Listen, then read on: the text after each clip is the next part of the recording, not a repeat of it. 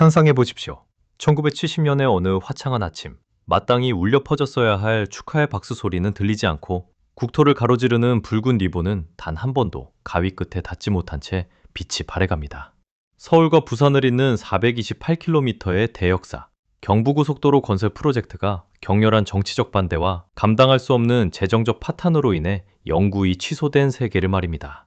대한민국의 척추이자 한강의 기적을 가능케 했던 그 뜨거웠던 아스팔트 길은 이제 국가기록원 깊숙한 곳, 먼지 쌓인 설계도 속에서나 존재하는 환상이 되었습니다. 대한민국은 주동맥이 끊겨버린 채 산업화라는 거대한 파도 앞에 서게 되었습니다. 이것은 단순한 사회 기반 시설의 부재가 아닙니다. 험준한 산맥과 진흙탕길에 가로막혀 국가의 번영이 태동하기도 전에 질식해버리는 한 민족의 운명이 뒤바뀐 시나리오입니다.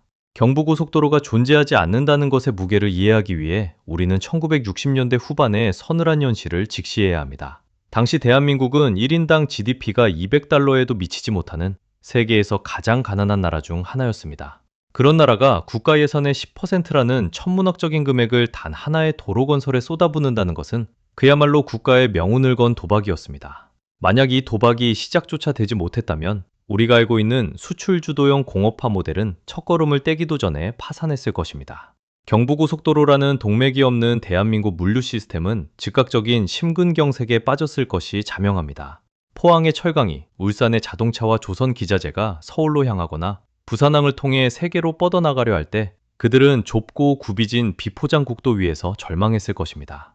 지금은 몇 시간이면 주파하는 그 거리를 당시의 열악한 도로 상황으로는 15시간에서 20시간 이상 소요하며 거북이 걸음을 해야 했을 테니까요. 이러한 물류의 정체는 단순한 시간 낭비가 아닙니다. 그것은 곧 비용의 폭등을 의미합니다. 운송 비용이 제품 원가의 30%에서 40%를 차지하게 되는 순간 메이드 인 코리아 제품들은 국제 시장에서 경쟁력을 잃고 도태되었을 것입니다.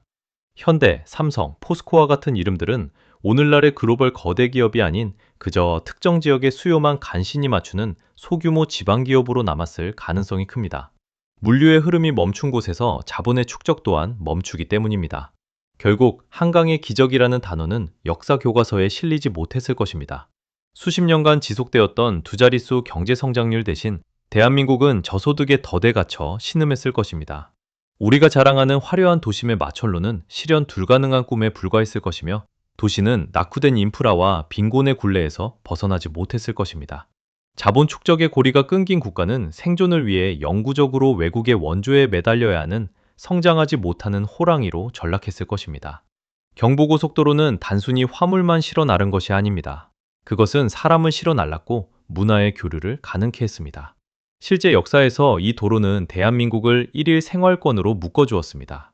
하지만 이 고속도로가 없다면 국토의 70%가 산악지형인 대한민국은 지리적 한계에 갇힌 채 여러 개의 경제적 섬으로 파편화되었을 것입니다.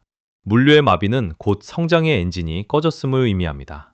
실제 역사 속에서 경부고속도로는 현대자동차의 포니가 달리는 시험장이었고 삼성의 전자제품들이 세계로 나가는 통로였습니다.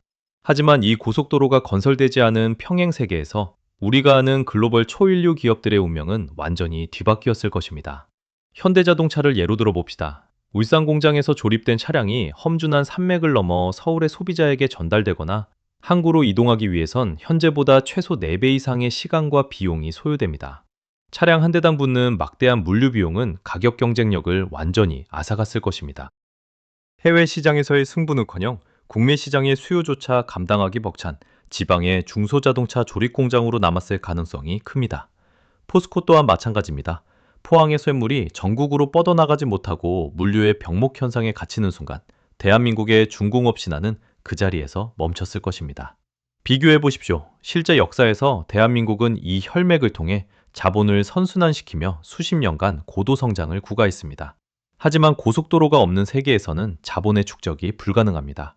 기업들은 성장을 멈추고 국가는 중진국 함정도 아닌 저소득의 늪에 빠져 허우적거립니다. 서울의 거리는 여전히 낡은 건물들로 가득하고 첨단 기술 대신 당장의 끼니를 걱정해야 하는 원조 수혜국의 지위에서 한 발자국도 나아가지 못했을 것입니다. 이 경제적 재앙은 곧바로 사회적 고립으로 이어집니다.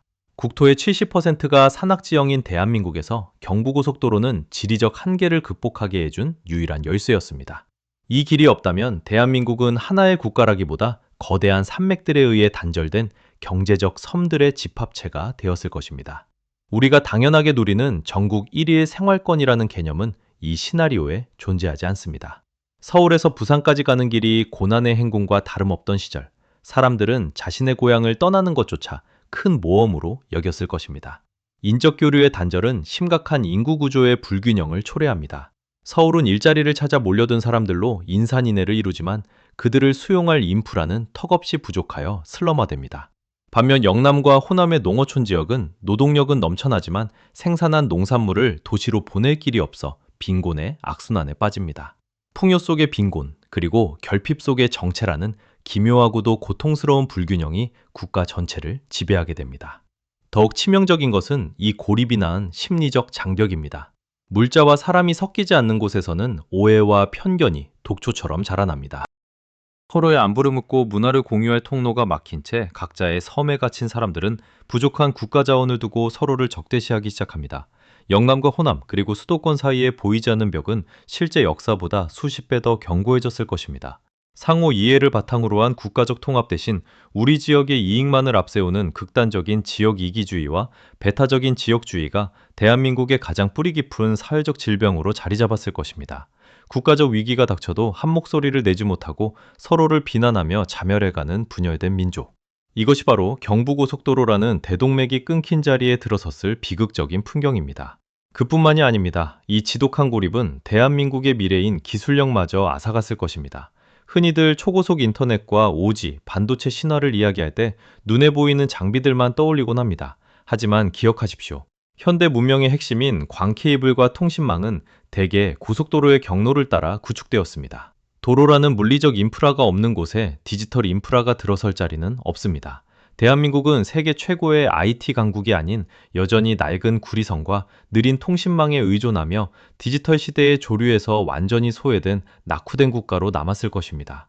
전 세계가 정보의 바다에서 유영할 때 우리는 여전히 산맥에 막혀 옆 동네의 소식조차 며칠 뒤에나 전해 듣는 정보의 오지에 갇혀 있었을 것입니다. 지표상으로 나타나는 경제적 손실보다 더 뼈아픈 것은 국제사회에서 대한민국의 목소리가 사라진다는 사실입니다. 경부고속도로라는 엔진이 없는 평행세계에서 대한민국의 지정학적 가치는 영예에 수렴했을 것입니다. 강력한 경제력이 뒷받침되지 않는 국가는 자주국방을 위한 군사력도 첨단 기술을 향한 과감한 투자도 꿈꿀 수 없습니다. 세계 경제의 변두리에서 하루하루를 버텨내는 나라가 강대국들 틈바구니에서 자국민의 이익을 대변할 힘이 있을 리 만무합니다. 우리는 주변국들의 눈치를 보며 생존을 구걸해야 하는 목소리 없는 약소국의 굴레에서 영원히 벗어나지 못했을 것입니다. 오늘날 우리가 누리는 디지털 강국의 위상 또한 이 아스팔트 길 위에 세워진 신기루와 같습니다. 많은 이들이 잊고 있지만 초고속 인터넷의 근간이 되는 광케이블은 대개 고속도로의 경로를 따라 전국으로 뻗어나갔습니다. 물리적인 이동 경로가 확보되지 않은 나라에서 정보의 이동 경로인 네트워크가 구축될 리 없습니다. 반도체와 오지 기술로 세계를 선도하는 모습 대신 우리는 여전히 구시대적인 통신망에 갇혀 외부 세계와의 연결조차 버거운 기술적 고립 상태에 놓여 있었을 것입니다. 정보가 곧 권력인 시대에 정보의 고속도로를 잃어버린 민족은 결국 새로운 시대의 흐름에서 완전히 낙오될 수밖에 없습니다. 이제 이 잔혹한 시나리오의 마지막 장면을 상상해 보십시오. 오늘날의 어느 평범한 청년이 서울 변두리의 한 언덕에 서 있습니다. 그의 발밑에는 남쪽으로 향하는 좁고 굽이진 진흙탕길이 놓여 있습니다. 그는 낡은 역사 서적에서 1970년대에 제안되었으나 예산 낭비와 무모한 도박이라는 비난 속에 사장되어 버린 경부고속도로라는 프로젝트를 발견합니다. 청년은 진흙 묻은 신발을 내려다보며 자문합니다. 만약 그때 그 길이 만들어졌다면 지금 나의 삶은, 그리고 이 나라의 모습은 지금처럼 무기력하고 정체된 모습이 아니라 저 먼 수평선 너머로 뻗어나가는 활기찬 모습이지 않았을까 하고 말입니다. 하부 구조는 단순히 콘크리트와 아스팔트의 덩어리가 아닙니다. 그것은 가난에서 벗어나고자 했던 한 시대의 절박함이며 자손들에게는 결핍을 물려주지 않겠다는 한 민족의 처절한 의지입니다. 우리가 한 줄기의 길을 거부한다는 것은 단순히 통행의 불편을 감수하는 것이 아닙니다. 그것은 우리 앞에 놓인 무한한 가능성의 미래를 스스로 거부하는 것과 같습니다. 1970년의 경부고속도로는 당시에는 무모한 도박처럼 보였을지 모릅니다. 하지만 그 도박을 피한 대가는 오늘날 우리가 목격하는 한 국가의 서글픈 정체와 소멸이었을 것입니다. 우리는 이 가상의 비극을 통해 인프라가 지닌 진정한 가치를 깨닫습니다. 길은 단순히 흐름을 만드는 것을 넘어 꿈을 현실로 연결하는 다리입니다. 만약 당신이 지금 이 순간 더 나은 내일을 위한 새로운 길을 제안받는다면 당신은 어떤 선택을 하시겠습니까? 오늘의 망설임이 훗날 돌이킬 수 없는 후회가 되지 않도록 우리는 다시 한번 길의 의미를 되새겨야 합니다. 여러분의 생각은 어떠신가요? 인프라의 가치와 국가의 미래에 대해 여러분의 소중한 의견을 댓글로 남겨주세요. 이 영상이 우리 사회의 미래를 고민하는 작은 계기가 되었기를 바랍니다. 내용이 유익했다면 구독과 좋아요로 이 여정에 동참해 주십시오.